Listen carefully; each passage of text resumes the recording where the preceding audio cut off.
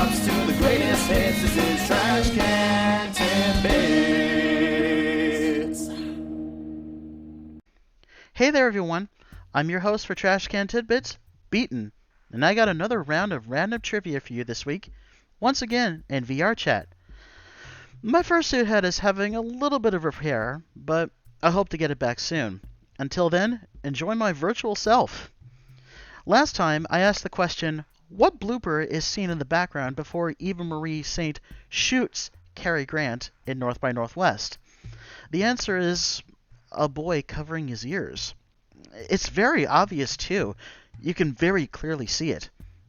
He must have sat through a lot of takes of the shot, no pun intended. How Hitchcock managed to miss this in editing, I will never know. Now, with that addressed, let's get started with fact number 1. Did you know that George Lucas consulted with a child psychologist during the making of Return of the Jedi?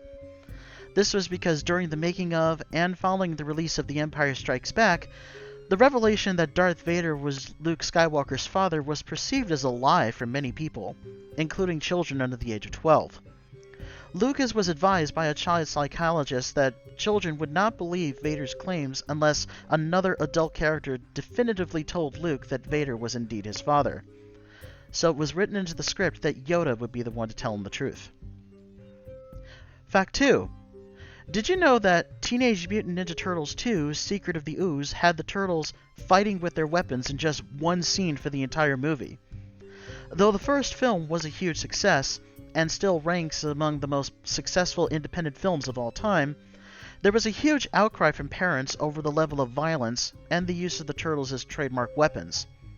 As such, the fighting was toned down so that the Turtles used hand-to-hand combat and only used their weapons in one scene, which was the opening title sequence.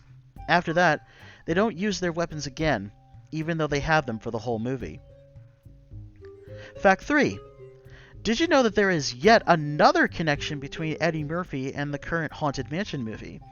As I mentioned in another episode, Eddie Murphy made a stand-up comedy film in the 80s called Delirious. In one routine, he made fun of white people in horror movies and noted that black people would be more observant if they saw or encountered ghosts. Murphy later went on to star in 2003's Haunted Mansion movie. Jordan Peele saw both Delirious and The Haunted Mansion and went on to make the horror movie Get Out, which co-starred actor Lakeith Stanfield. Murphy was also considered at one point to play the lead role of Chris in that movie, but was deemed too old. This year saw the release of a new Haunted Mansion movie in which Stanfield plays the lead role, completely coming full circle. Fact 4.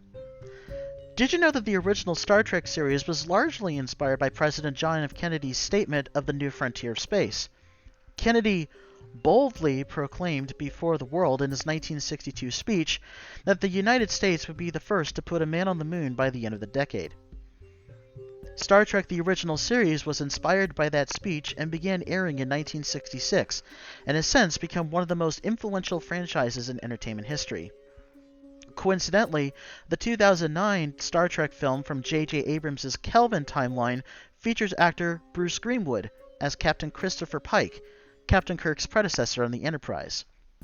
Greenwood himself played President Kennedy in the 2000 film 13 Days, which was about the Cuban Missile Crisis. Fact 5. Did you know that the scene where James Bond fights a henchman while dodging sharks in a swimming pool in the movie Thunderball was not faked? The film's production designer, Ken Adam, attempted to stage the scene with dozens of 8x4 sheets of plexiglass placed around the pool area that was to be filmed. Sean Connery would be placed on one side of the glass while the shark was on the other side. Connery was not, I repeat, not willing to do this stunt, despite repeated reassurance from director Terrence Young. Connery eventually relented, but unbeknownst to him, there were not enough plexiglass sheets to fully cover the filming area, so what they tried to do instead was hire safety divers to ward away any sharks if they got too close to Connery. Due to a miscue, however, one of the divers was not where he should have been, and Connery got way too close to one of the sharks as it swam past him. You can clearly see the terror on his face as he manages to swim away and get out of the pool very quickly. This just goes to show that a lot of these stunts in these movies can be very dangerous. Fortunately, Connery and none of the stuntmen were injured. Fact 6. Did you know that 2 veterans of the Broadway musical Dear Evan Hansen were either considered for and or cast for roles in the 2021 movie version of West Side Story? In the original production of Dear Evan Hansen, though Ben Platt originated the title role, Colton Ryan was his understudy and was even the standby for the other 2 male teenage roles of Connor and Jared. Meanwhile, Mike Feist originated the role of Connor Murphy. A few years later, Colton went on to play Connor in the film version of Dear Evan Hansen, while Mike auditioned to play Tony for Steven Spielberg's West Side Story and eventually got the part of Riff. Colton was also considered to play Tony as well because prior to his big Broadway break in Dear Evan Hansen, he played Tony himself in an Ohio regional production of West Side Story, though eventually lost the part in the film to Ansel Elgort. Fact 7. Did you know that the character of Abe Sapien from the first Hellboy movie was voiced by another actor who refused to promote the movie? Like most of Guillermo del Toro's movies, he hired actor Doug Jones to play the fan-favorite aquatic friend to Hellboy, Abe Sapien. Jones is known for his tall stature and the ability to completely embody characters, giving fantastic performances, usually in heavy prosthetic makeup.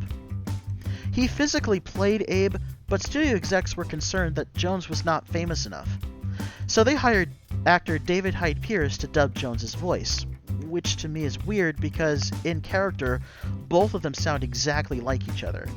As a result, Pierce, feeling that the producers only hired him because of his star power, refused to participate in the film's marketing and promotion, and wished to remain uncredited.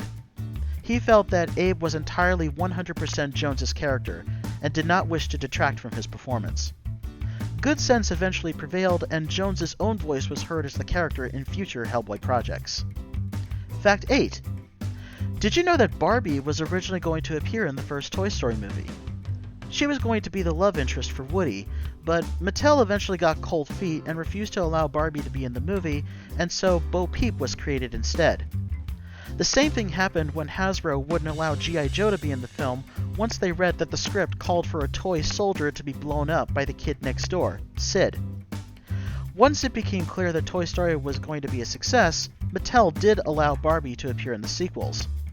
Ironically, in the movie, Mattel is still mentioned by name, when Rex states that he was made by the company. Fact 9.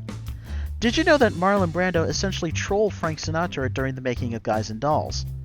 As I mentioned in a previous episode, the 2 actors did not get along because of their very different acting styles.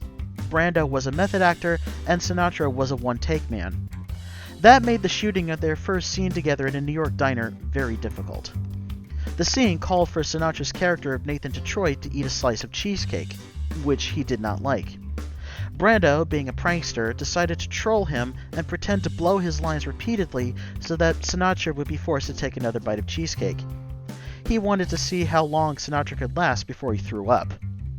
Sinatra was known for his thin physique and wanted to keep it that way, and constantly got irritated at Brando for making him do this. When director Joseph L. Mankiewicz eventually stopped shooting for the afternoon and picked up the scene the next day, they got it in one take. Fact 10.